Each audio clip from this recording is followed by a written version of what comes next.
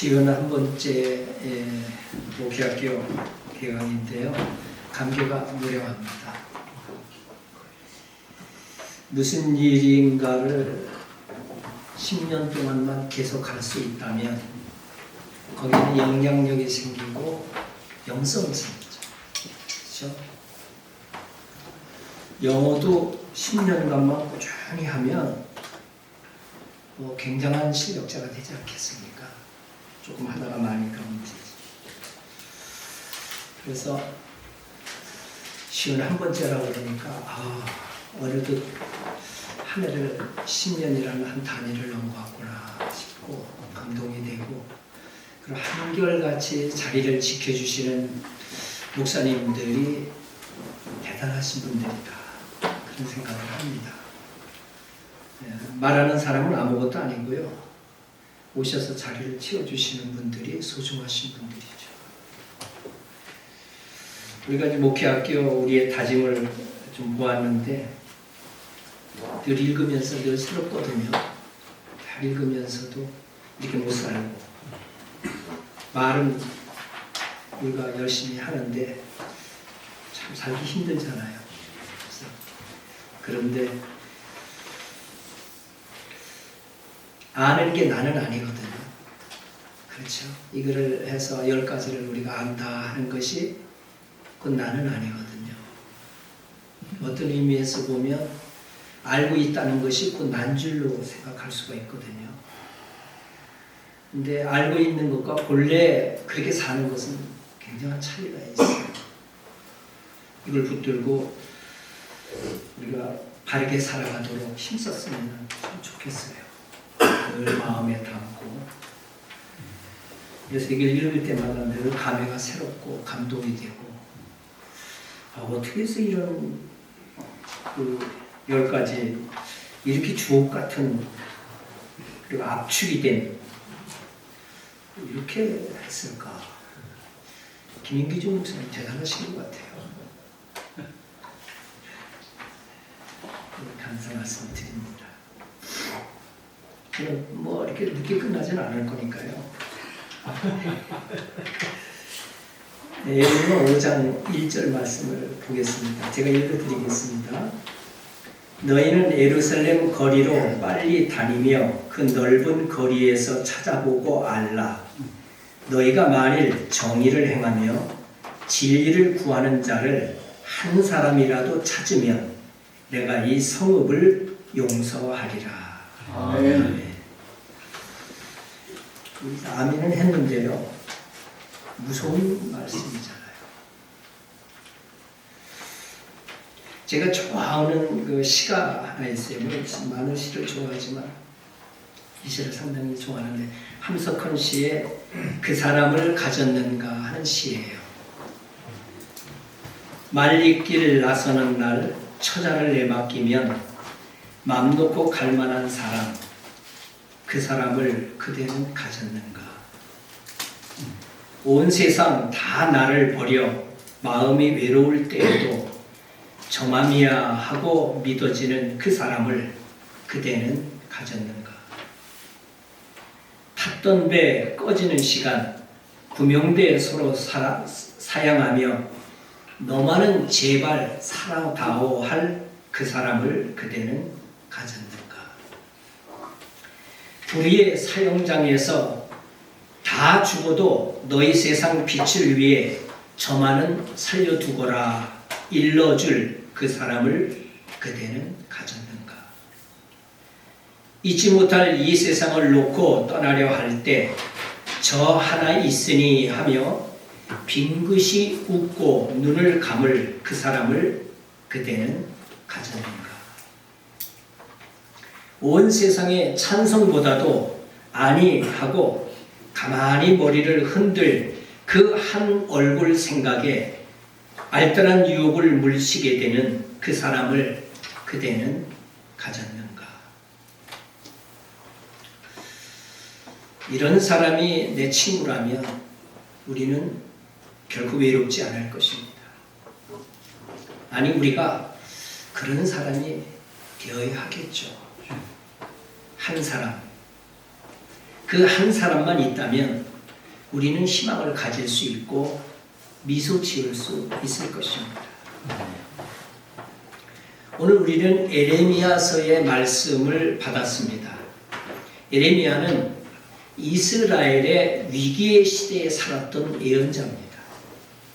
에레미야는 그 시대의 위기를 끓는 가마솥 환상을 통해 보았습니다.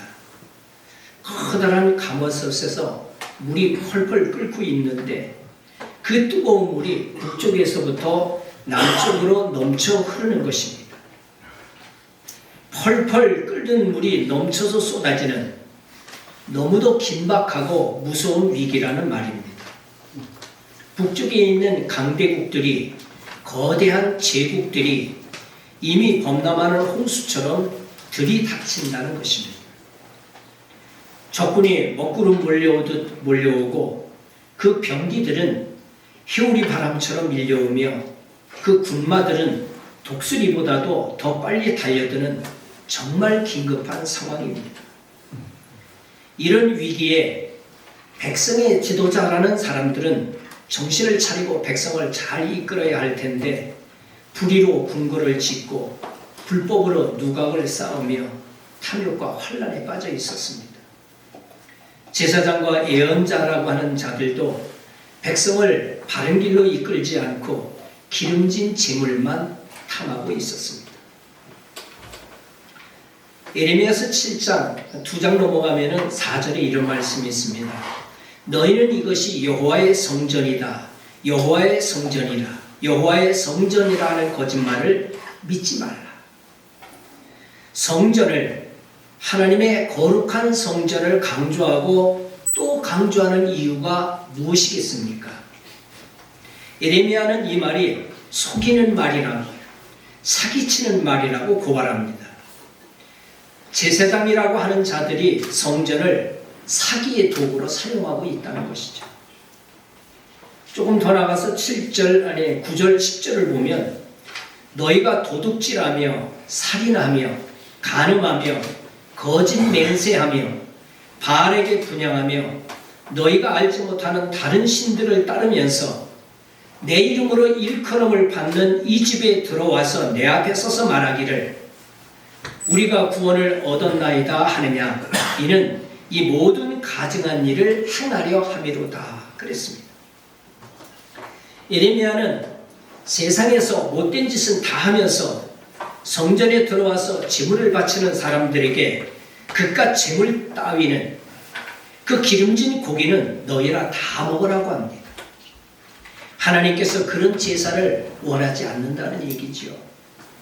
에레미야의 성전 종교에 대한 비판은 참으로 신랄하고 근본적입니다. 오늘날 교회의 모습을 보십시오. 종교개혁이 아니라 종교개혁 10배를 해도 새롭게 만들어가기가 어려운 시대가 되지 않았나 싶습니다. 제가 은퇴를 했기 때문에 은퇴 이야기가 축소해서 간단하게 얘기 드리면, 목회 일생에서 평생을 헌신하며 작지만 예쁘고 아름다운 교회를 만들어가며 목회하다 은퇴하는 참 귀한 목사님들이 많이 계시죠. 그러나 그 중에 어떤 분들은 자신이 평생 숨기던 교회를 탈탈 털어가지고 마치 큰 권리나 가진 것처럼 교회에 자기의 노후 보장책을 요구합니다. 어떤 목사님은 마치 변호사가 성공 보수를 요구하듯이 교회에게 자기 아들이 교회를 개척하는데 돈 좀 내놓으라고 40억을 요구했다고 합니다. 이런 주장이 성경에 어디에서 나오는 것인지, 어떻게 신학적으로 그것을 정당화시킬 수 있는지 도무지 알 길이 없습니다. 그런 목사에 대해서 평소에 그분이 굉장히 훌륭한 목사였다고 주변에서 이야기를 합니다. 기가 찰 일이죠, 사실. 소위 영성을 주장하며 평소에 은혜를 많이 끼쳤다는 목사님들이 은퇴하면서 교회에서 성공 보수금을 받아내듯이 그저 한 몫을 뜯어낼 뿐만이 아니라 자기 말을 잘 들을 수 있는 후임을 들여놓고 교회에 대한 지배력을 계속 행사하는 사람들이 많이 있습니다. 이들은 스스로 도둑질하고 있으면서도 엉뚱하게 교회를 위협하는 것이 동성애라든지 사회주의라든지 빨갱이 세력이라든지 성도들을 선동하고 혐오를 조장합니다. 그런데도 한국 교회는 그런 이들을 여기저기 초대하며 대형 집회를 이어가고 있습니다. 교회의 부패에 대해서는, 내부의 문제에 대해서는 침묵하면서 교회 밖, 우리 사회에서 도움이 필요한 그 약한 자들을 차별하고 공격하는 비열함이 도를 넘고 있습니다.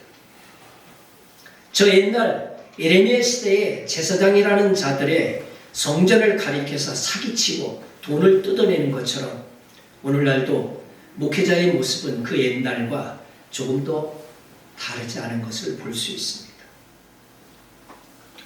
창세기 18장 22절부터 32절 잘 아는 내용이죠. 하나님께서 소돔과 고모라 성을 멸망시키지 않는 조건으로 의인 10명을 찾으라고 하셨죠. 근데 예레미야 오늘 읽었던 본문인 5장 1절에서 하나님께서는 예루살렘에서 단 한 사람이라도 의인이 있으면 선민을 용서하실 것이라고 말씀을 했습니다. 이것은 선민 중에 단 한 사람도 의인을 찾아볼 수 없다는 말씀이에요. 하나님의 심판을 받아 멸망한 소돔과 고모라보다도 이 선민들이 훨씬 더 폐악하다는 것을 보여주고 있습니다. 그것을 그 후에 성경을 쭉 보면 성경이 있으면 찾아보면 더 좋은데요. 제가 읽어드리겠습니다. 선민의 폐악함이 에레미야서 15장 1절부터 3절에 이렇게 말씀하고 있습니다. 여호와께서 내게 이르시되 모세와 사무엘이 내 앞에 섰다 할지라도 내 마음은 이 백성을 향할 수 없나니 그들은 내 앞에서 쫓아내 보내라. 그들이 만일 내게 말하기를 우리가 어디로 나아가리까 하거든 너는 그들에게 이기를 여호와께서 이와 같이 말씀하시니라. 죽을 자는 죽음으로 나아가고 칼을 받을 자는 칼로 나아가고 기근을 당할 자는 기근으로 나아가고 포로될 자는 포로됨으로 나아갈지니라 하셨다 하라. 여호와의 말씀이니라. 내가 그들을 내 가시로 벌하려니 곧 죽이는 칼과 찢는 개와 삼켜 멸하는 공중의 새와 땅의 짐승으로 할 것이며. 얼마나 무시무시합니까? 이게 저는 네 가지로 벌을 하는데 죽이는 칼, 찢는 개, 삼켜 멸하는 공중의 새, 땅의 짐승으로 갈기갈기 찢어서 벌하겠다는 것이죠. 끔찍합니다.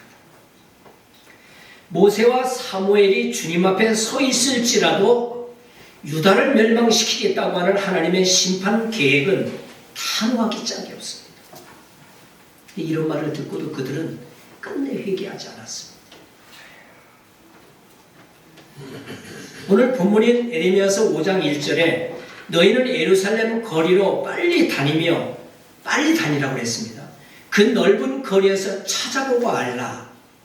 표준 세번역 성경을 보면 두루 돌아다니며 둘러보고 찾아보아라. 샅샅이 뒤져보아라. 그렇게 번역을 해봤습니다. 이같이 의미가 중첩이 되고 반복이 된 것은 하나님의 명령으로, 하나님의 이 명령은 아무리 눈을 씻고 찾아보아도 단 한 사람의 의인도 찾아볼 수 없다는 사실을 보여주고 있는 것입니다. 그럼 후반절에 뭐라 했습니까? 너희가 만일 정의를 행하며 진리를 구하는 자를 한 사람이라도 찾으면 내가 이 성읍을 용서하리라.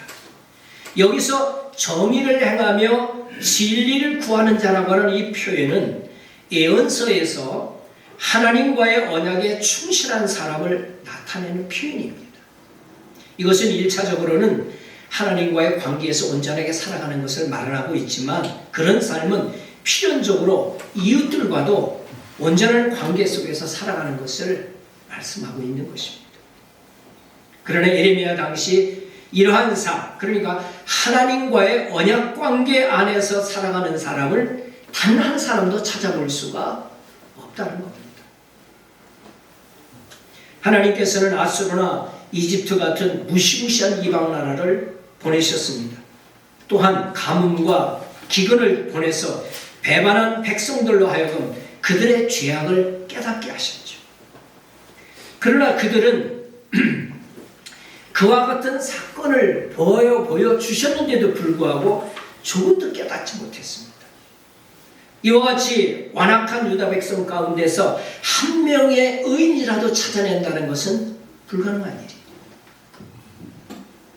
3절에 보시면은요, 그 예레미야서 5장 3절에 보면 그들을 멸하셨을지라도 그들이 징계를 받지 아니하고, 공동번역 성경은 이렇게 번역해놨어요. 죽도록 맞고서도, 죽도록 맞아도 깨닫지 못하는, 아니 깨닫지 못하는 것이 아니라 의도적으로 하나님께서 징계를 주시는 메시지를 거부하는 겁니다. 이런 완악함은 그들의 멸망이 매우 당연하다는 것을 보여주고 있습니다. 여기서 이 멸망을 위기에 놓일 정도의 징계라고 하는 것은 제1차 바벨론 침공을 말하고 있는 것이죠. 그리고 5장 3절 하반절에 보면 그들의 얼굴을 바위보다 굳게 하여 돌아오기를 싫어함으로, 바위처럼 그냥 얼굴을 탁탁하게 굳어버리는 거예요. 단단한 바위 위의 비유를 사용해서 회개하지 않는 이스라엘의 뻔뻔함과 파렴치함을 묘사하고 있는 것입니다. 이런 위기의 시대에 참으로 한 치 앞도 보이지 않는 암담한 멸망의 때, 절망의 때에 어떤 사람이 필요할까요? 얼마나 강하고 담대한 사람이래야, 얼마나 믿음이 좋고 올곧은 사람이라야 그 위기를 극복하고 백성을 바른 길로 이끌 수 있을까요? 위기의 시대에는 평범한 사람이 아니라 영웅이 필요한 것은 아닐까요? 그런데 예레미야가 말한 사람, 하나님께서 찾으시는 사람은 참으로 이상하고 낯선 사람입니다. 그 절체절명의 때 하나님께서 찾으시는 사람은 영웅이 아니에요. 하나님을 원하시는 사람은 강력한 영도자도 빈틈없는 정의의 투사도 아닙니다. 예루살렘 모든 거리를 두루 다니며 돌아보고 예루살렘의 모든 광장을 샅샅이 찢어서 찾아야 하는 그 사람은 오늘 성경에 보니까 바르고 진실하게 살려는 사람입니다. 의롭고 진실한 사람이 아닙니다. 의롭고 진실하게 살려는 사람입니다. 그것도 여러 사람이 아닙니다. 한 사람, 하나입니다. 그 한 사람을 찾는다면 하나님께서는 예루살렘의 그 엄청난 죄악을 용서하신다는 겁니다. 그 한 사람이 있다면 하나님께서는 이스라엘을 그 참대한 파국으로부터 구원하시고 지켜주신다는 것입니다. 정말 필요한 사람은 바르고 진실하게 살려는 사람. 어려운 게 아닌 것 같아요. 근데 이렇게 바르고 진실하게 살려고 하는 사람이 누구일까요? 하나님께서 원하시는 사람, 하나님께서 그토록 찾으시는 사람이 누구일까요? 저는 예레미야 같은 사람이 아닐까 생각해 봅니다. 그럼 예레미야면 용서해야 되는 거 아닌가? 예레미야는 메신저로 부름받았어요. 그 사람 빼놓고는 어디도 의미 찾아볼 수 없나 봐요. 그리고 망하죠. 근데 예레미야는 사실 하나님이 찾아낸 사람이거든요. 예레미야서 1장 5절에 보면 예레미야를 가리켜서 이렇게 얘기를 했어요.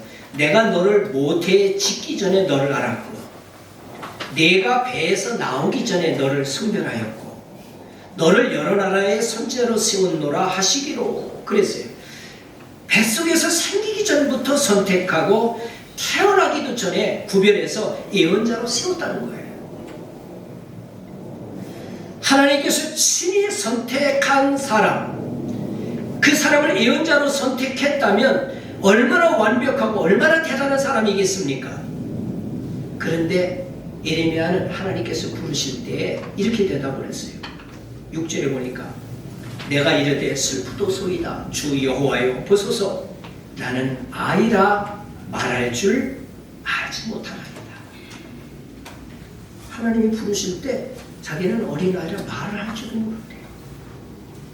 하나님께서 가르쳐주시지 않는다면 한마디 말도 제대로 할 수 없는 어린아이라는 말입니다. 하나님의 도우심이 없어도 능히 바르고 진실하게 살 수 있는 성인이 아니라 하나님이 지켜주지 않는다면 한순간도 설 수 없는 어린아이라고 고백을 합니다. 이 말은 하나님이 보내주셔야만 갈 수가 있고 하나님께서 말씀을 주셔야 말할 수 있는 그런 어린아이라고 같은 사람, 이게 진정한 예언자라는 말이죠. 나를 어린아이라고 고백하는 예레미야에게 하나님께서 말씀하셨죠. 8절에 너는 그들 때문에 두려워하지 말라. 내가 너와 함께하여 너를 구원하리라. 예레미야 얘기는 했으니까 신약성경에서 한 사람을 또 한번 찾아보겠습니다. 로마서 7장 24절에 너무나 잘 아는 성경이잖아요. 오라 나는 공고한 사람이로다. 이 사망의 몸에서 누가 나를 건져내랴. 바울의 고백이에요. 바울은 자신을 가리켜서 곤고한 사람이라고, 다른 성경을 보면 비참한 사람이라고 번역을 해놨더라고요. 여기서 곤고하다, 탈라이포로스라는 말인데 곤혹스럽고 불쌍하고 참담하다는 말입니다. 바울은 나는 참담한 인간이라는 거예요. 곤혹스러운 인간이라는 거예요. 불쌍한 인간이라는 거예요. 근데 여러분 보세요. 바울이 어떤 사람입니까? 로마서 7장 바울의 그 본 이름이 사울 아닙니까? 이 사울이었던 바울은 바리새파 사람들의 지도자였습니다. 사실 바울은 그의 출신으로나 학문으로나 신분으로나 그 어느 것 하나 모자랄 것이 없었어요. 요즘 말로 치게 되면 큰 교회에 신학교 교수에다가 박사에다가 온갖 칭호를 다 가지고 있는 사람.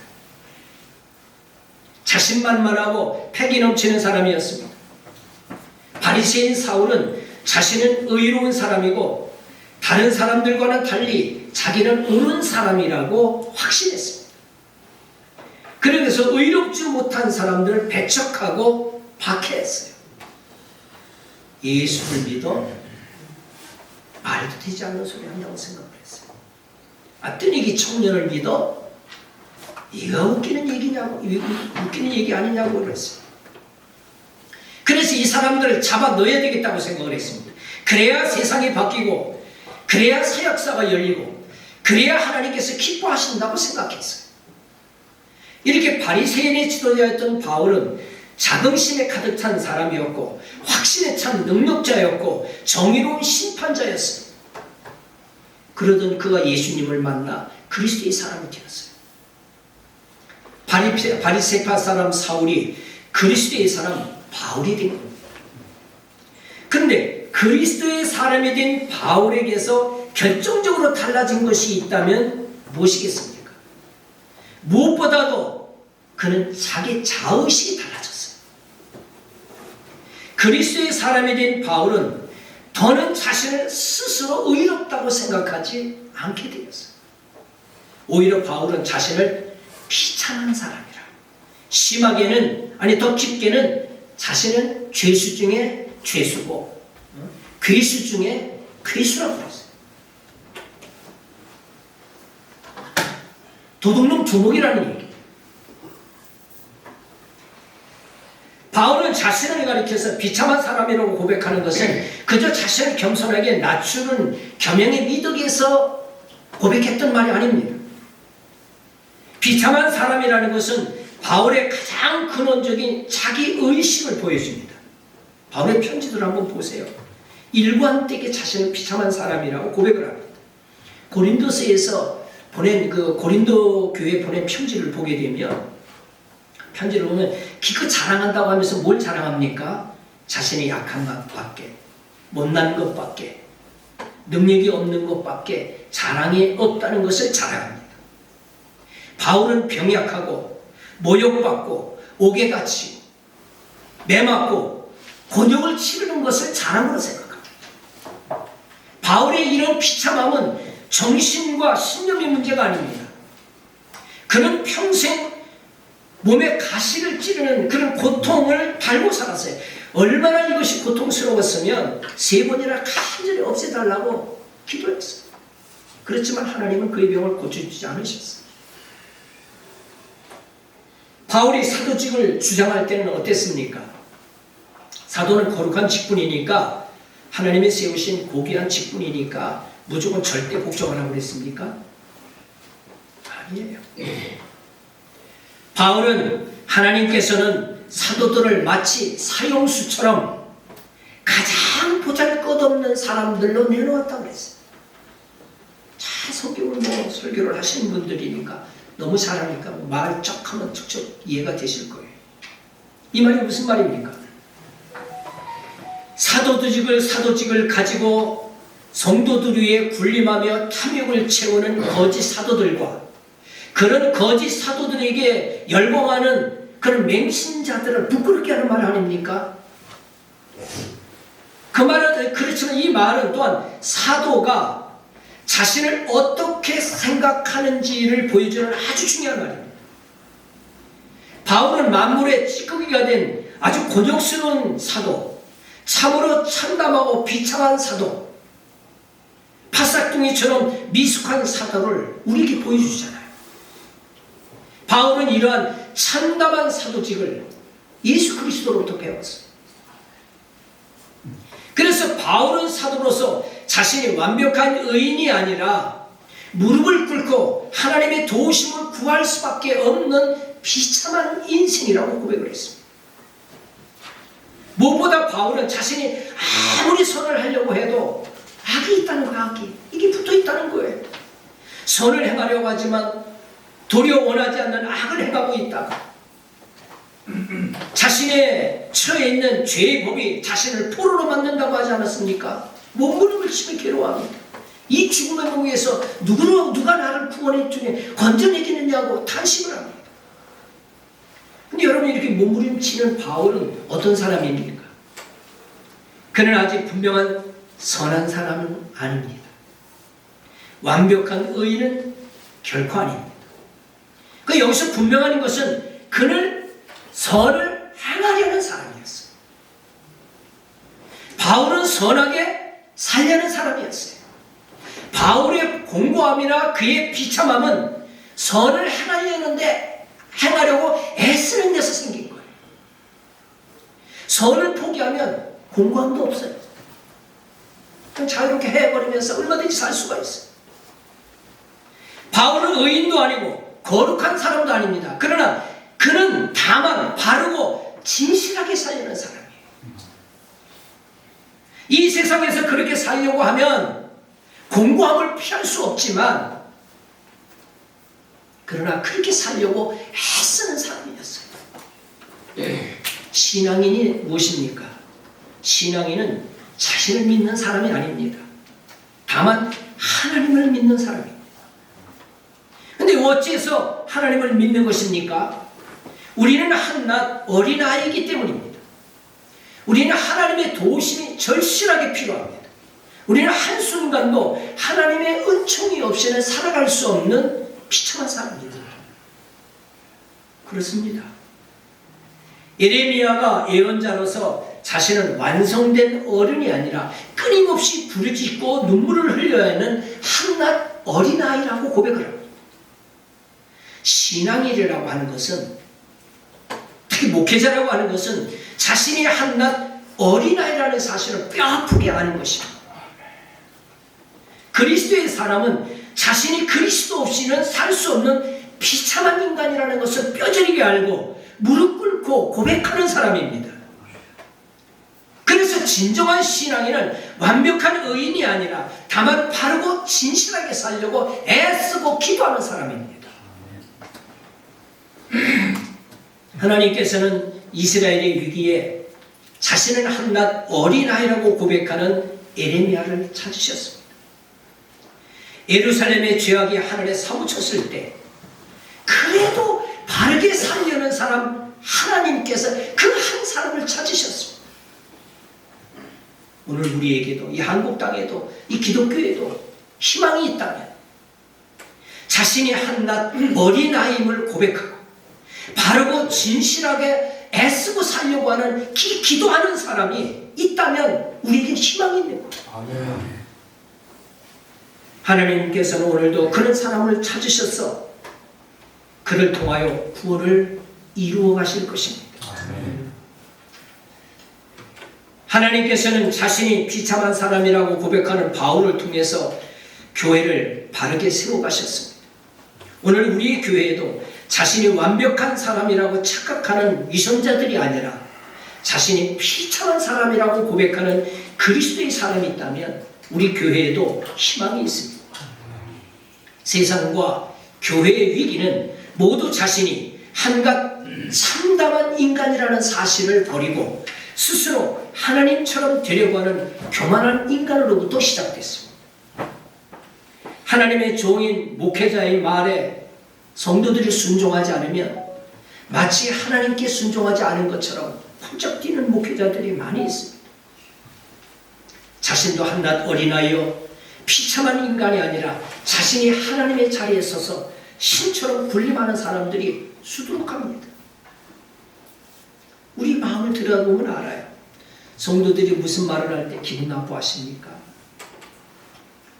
장로교를 하시려면 정치 자체가 장로님들과 같이 하겠다는 뜻 아닙니까? 성도들과 같이 하겠다는 뜻 아닙니까? 그렇다면 장로교를 포기해야죠. 감리교로 가든지. 장로교를 하겠다고 하면서 장로들을 패싱해버리고 혼자 독선적으로 가는 목회자들이 얼마나 많습니까? 권력을 혼자 틀어쥐고 권력을 나누려고 하지 않아요. 정직하고 바르게 못합니다.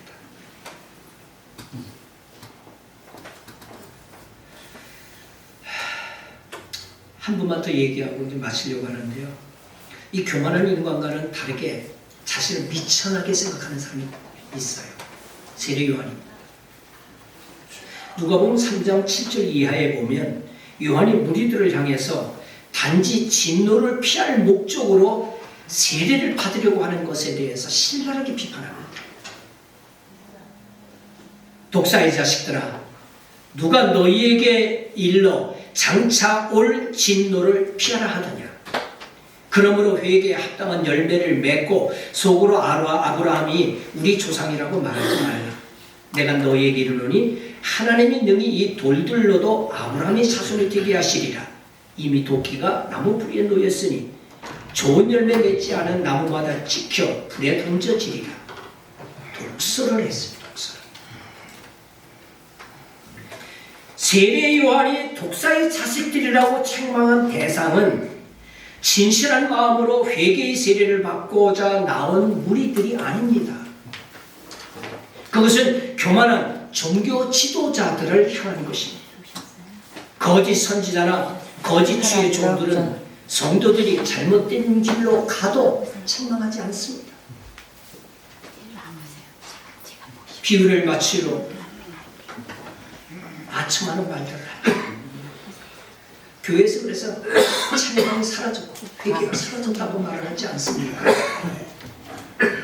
로마서 16장 18절에 이렇게 얘기했습니다. 이 같은 자들은 우리 주 그리스도를 섬기지 아니하고 자기 배만 섬기나니 공교하고 아첨하는 말로 순전한 자들의 마음을 미혹하느니라 그랬습니다. 세례 요한은요, 사사로운 감정에 치우치거나 특정 계층에 대한 반감으로 책망한 게 아닙니다. 오직 하나님의 공의와 사랑 안에서 안타까운 마음으로 책망한 거예요. 세례 요한은 행함을 동반한 참된 회개 없이 물세례만 원하는 것은 무의미하다는 것을 알고 더 늦기 전에 회개를 촉구한 것입니다. 유대인들은요, 자신들이 아브라함의 자손이라는 이유 하나만으로 구원받았다고 생각했어요. 하나님은 자기들만의 하나님이고 우리에게 특별히 율법을 주셨고 이방인들에게 이거 주지도 않았어. 우리는 특별한 종자들이고 특별한 족속들이야. 구원은 우리만 있지 이방인에게는 없어. 얼마나 교만했습니까? 세례 요한은 뭐라고 말합니까?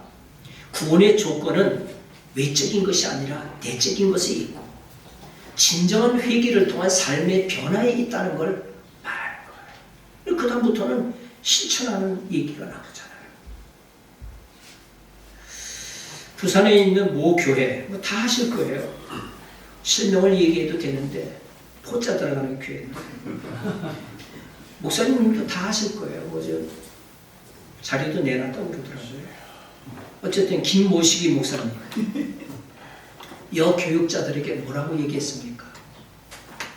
뭐 아무개 욕설그램 들어가 보세요. 지금도 버전이 동영상들이 수두룩하니까 여교육자들에게 이게 이런 말을 해야 제가 입이 더러워지는데 내 대가리를 도끼로 찍어버린다.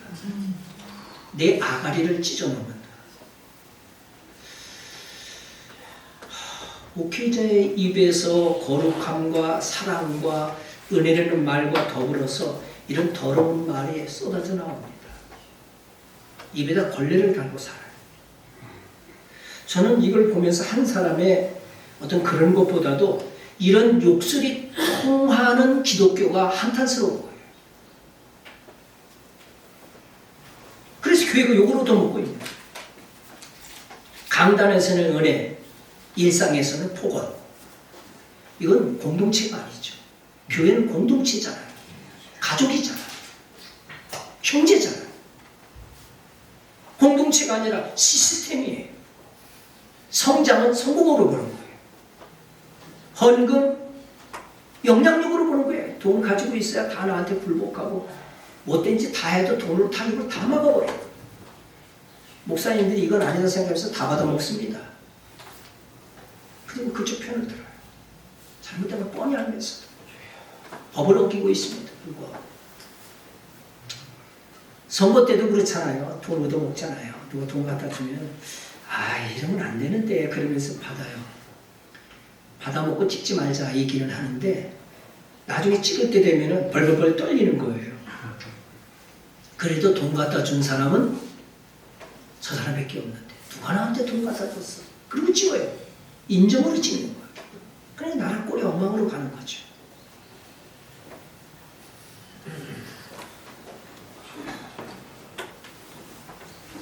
목사가 아니라 CEO가 되는 겁니다. CEO에게 필요한 것은 경건이 아니라 성과예요.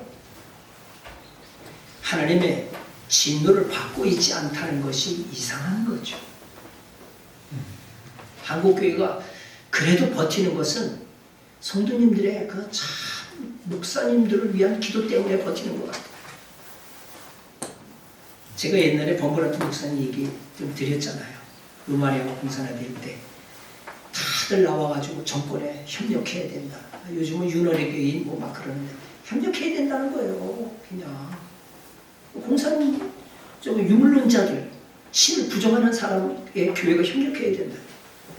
4,000명의 성직자들이 다 열광을 하면서 협력을 하고 사비나 사모님이 범브라트 목사님을 묵 찍으면서 나가서 하나님의 얼굴에 묻어있는 오물을 닦아드리세요.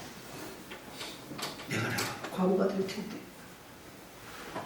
비겁한 그런 목사님과 같이 사느니 차라리 과부가 되겠습니다. 그래 나가서 한마디 했다가 14년 동안 죽을 고생해요. 생명을 여러 번 일을 지경에 처해요. 제가 고등학교 시절에 그 책을 만나서 하나님의 지하운동이라는 범브라트 목사님의 지혜책이 제 인생에 딱 그때는 그냥 뭘 받아들이는 대로 쪽쪽 들어오잖아요. 지금 우리는 그냥 하도 복잡하게 많이 들어있어서 제가 설교를 해도 그냥 그러네. 그리고 나가실 거예요. 틀림없이. 한 사람 보고 설교하는 거예요. 사실. 한 분만이라도 있다면. 바르게 살려고 애쓰는 한 분만이라도 있다면 좋게요. 옛날 이스라엘이 그랬으니까. 지금 예수님의 얼굴에 묻어있는 오물을 닦아줄 목회자들이 없어요. 쉽지가 않아요. 찾기가 어려워요. 우리는 할 수 있잖아요. 농촌 목회를 하고 있어요. 영성에서 뒤지면 안 되죠. 설교에서 뒤지면 안 되죠. 신력에서 도시에 있는 목사님보다도 뒤지면 안 되죠. 품성도 절대 인격도 뒤지면 안 되죠. 평가하는 게 아니라 그래야 우리의 영성이 저까지 미치는 거예요. 그 한 사람이 민족을 살리는 거죠. 우리 영성이 내가 노예에 가 있으면 노예가 세워지는 거예요. 말을 함부로 못해 내가 있어가지고. 영향력이 그래 생기는 거거든요. 그런 영향력을 우리가 가져야죠.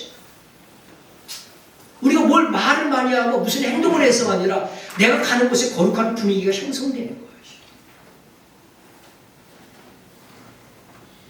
오늘 우리가 그렇게 됐으면 좋겠어요. 하나님을 모르는 자들의 마음의 주인이 누굽니까?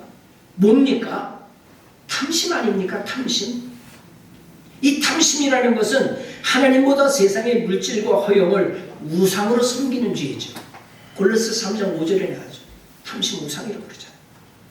하나님을 알지 못하는 사람들은 이 탐심에 이끌려서 합니다. 이 탐심 때문에 온갖 불의한 죄를 짓게 됩니다.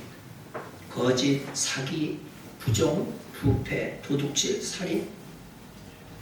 야고보서 4장 1절 2절에 나오는 말씀이에요. 그렇기 때문에 예수님을 믿고 진정으로 회개한 성도들은 이 탐심을 버린 분들이죠. 예수님의 사랑을 알고 믿는 성도는 결코 이기적인 사람이 될 수 없어요. 주님의 사랑이 그를 강권하여 고린도후서 5장 14절 말씀이잖아요. 이타적인 사람으로 만들기 때문에.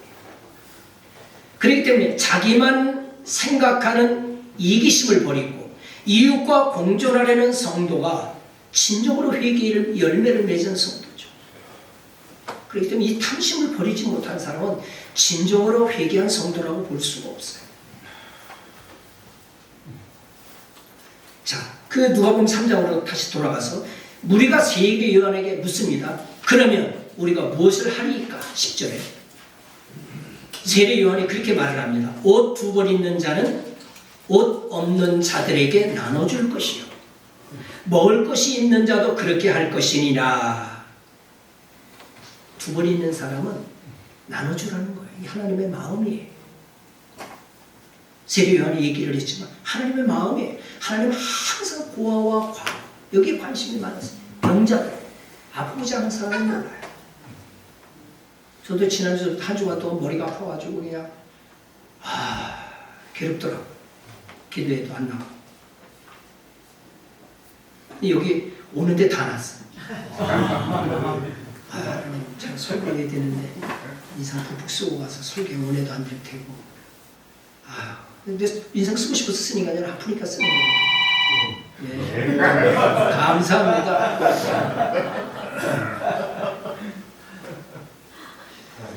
여러분 보세요. 전쟁이 지금 많이 일어나잖아요. 잘 미친 짓들을 하고 있어요. 큰일이에요. 그 전쟁이 바로 참혹하게 생명을 연장하는 사람들이 있잖아요. 군주 이름으로 죽어가는 사람들이 얼마나 많습니까? 우리 주변에도 힘들게 살아가는 사람들이 얼마나 많아요. 근데 그리스도인들이 넓은 집에 고급 승용차에 럭셔리한 삶을 살고 있다면 이게 그리스도인이라고 볼 수 있을까? 생각을 한번 해보세요. 어떻게 그리스도인들이 넓은 집에 고급 승용차에 럭셔리한 삶을 살 수 있어요? 남보다 더 가지고 있다면 양심이 찔려야 돼요. 저 예전에 얘기했잖아요. 거창에 있는 모교회. 목사님이 그랬잖아요. 나갈 때 그냥 전별금을 더 달라고 적게 있네. 그럼 안 나간다고 버티고 이래가지고 성도들이 눈물 흘리면서 돈을 모아가지고 빚을 지고 이래가지고 돈을 드렸더니 나중에 그 목사님이 이사를 그 집을 지우는 곳에 이사했다고 사람들 초청했다고 얘기하지 않습니까? 싫어해요. 성도들이 갔어요. 대접을 잘 받고 왔어요. 아주 그냥 이태리 풍이에요. 멋진 집을 쳐놓고 데크 깔아놓고 잔디 깔아놓고 뭐 주차장 샥 들어가고 진짜 멋있게 해놨어요. 돌아와서 자기 교회에 돌아와서 교회 차에서 내리면서 뭐라고 얘기하는 줄 아시죠? 도둑놈이네. 권사님이 도둑놈이네. 도둑놈이 목회한 거예요. 교회에 도둑놈이 목회하고 내 집에 있었던 거예요. 얼마나 그분들의 마음에 상처가 될 수 있었을까. 얼마나 살겠다. 제가 은퇴 얘기할 때도 말씀을 드렸잖아요. 70에 은퇴한다고 그러면은 제정신 차리고 살 날은 10년밖에 안 됐어요. 안 남았어요. 저는 지금 6년 들어가고 있거든요. 저 은퇴해가지고 6년째 지금 들어가고 있어요. 이제 제가 살 날이 4, 5년밖에 안 남았어요. 이제 제정신 차리고 살 날이 잘 살아도. 근데 그렇게 집에 살아봐야 자식들 들어오지도 않아요. 팔래도 내가 지었던 것처럼 같이 이렇게 안 쳐줘요. 아까워서 팔지도 못해요. 집이 썩어가는 집들이 주변에 얼마나 많이 있는지 몰라요. 농촌 환상을 꿈꾸고 들어왔다가 아이고 이거 힘들어서 못 살겠다 해가지고 떠나는 사람들 많습니다. 왜 거기서 집에다 그렇게 투자를 하죠? 그냥 뭐 빈집 있으면은 그 장 리모델링하고 남쪽 방향으로 해서 좀 경치도 좋고 괜찮고 그런 곳이 있으면은 어떻게 살면 돼요. 얼마나 살겠다고. 한 10여 년 재정신 차리고 살다 두 사람 중에 한 사람 죽게 되면은 자식집으로 가든지 양로로 가든지 해야지. 몇 년 안 남았어요. 저도 지금.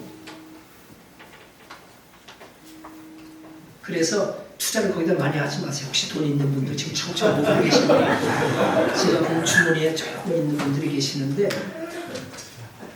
제가 쪽집게입니다.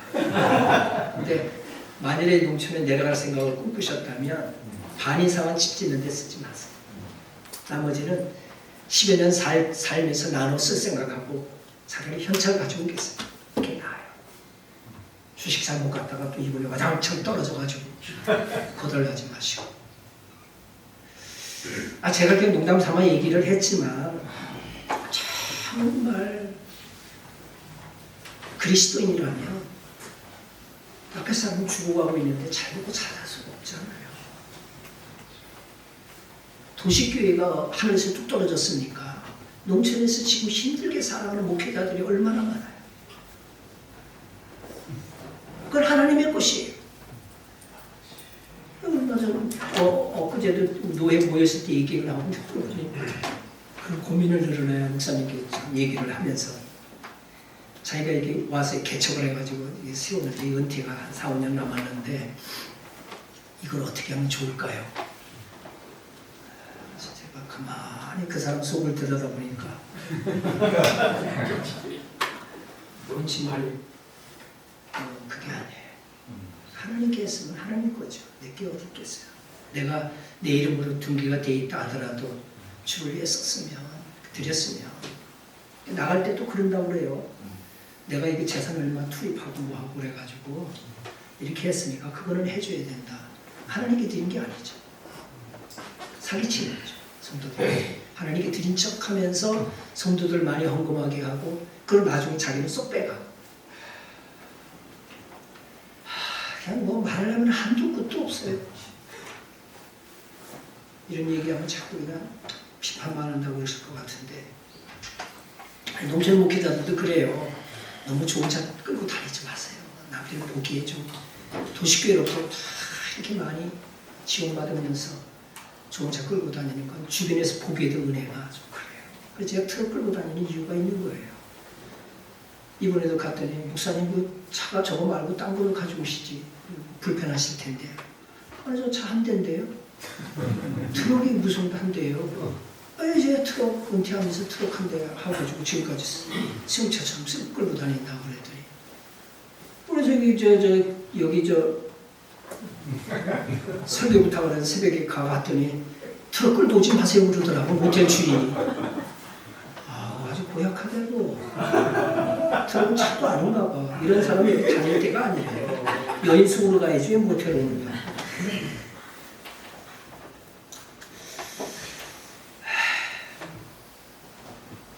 누가복음 3장 12절에 세리들이 와서 선생님 우리가 무엇을 하리까 그러잖아요. 세리요한의 13절에 부가된 것 외에는 거두지 말라. 정직하게 살라는 거예요. 세금 2배, 3배 걷어가지고 뇌물 쓰고 지 먹고 살고 이상한 짓 하지 말고 부가 된 것 외에는 거두지 말라는 거예요. 세리들한테 정직하게 살아요.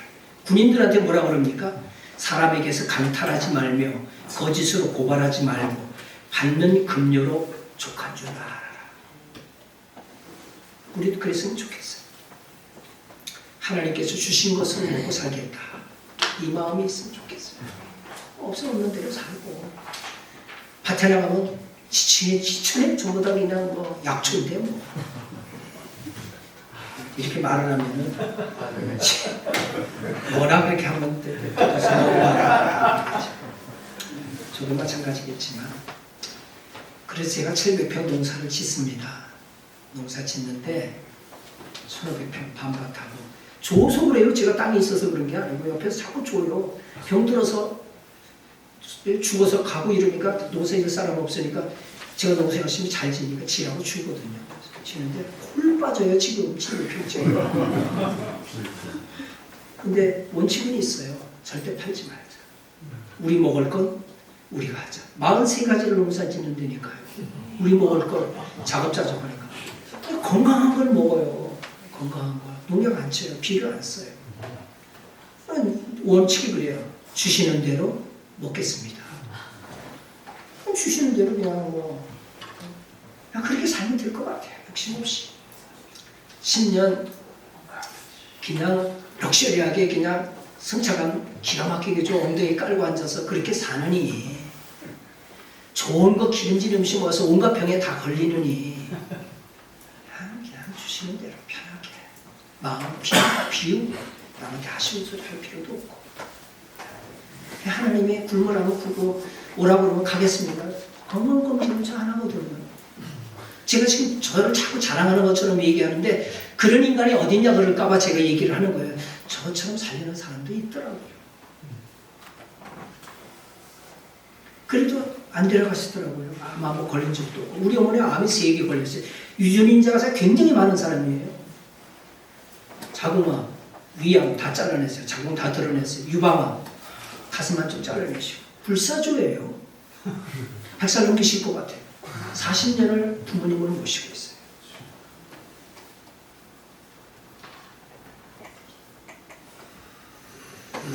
자신이 살고 있는 자리에서 가난하고 억눌린 자를 돕고 동정하며 정직하게 살아갈 것을 권면하고 있어요. 이게 하나님의 마음이죠.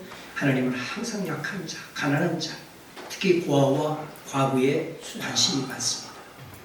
사회적 약자에 대해서 긍휼한 마음을 가질 것을 말씀하고 있습니다. 성경은 부자에 대해서 누가복음 10장에 보면은 잘 알잖아요.